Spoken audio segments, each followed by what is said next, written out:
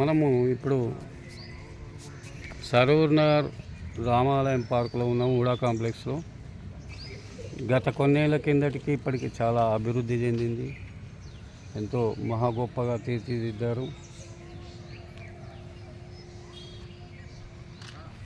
ఇక్కడ చిన్నారులకు చాలా ఎంతో ప్రయోజనకరంగా ఉన్నదండి. ప్రతి ఉదయం సాయంత్రము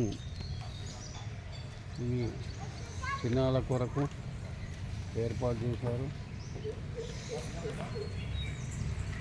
కావున ఈ సమీప ప్రాంతాల్లో వారు ప్రతి ఉదయము వాకింగ్ రావచ్చు.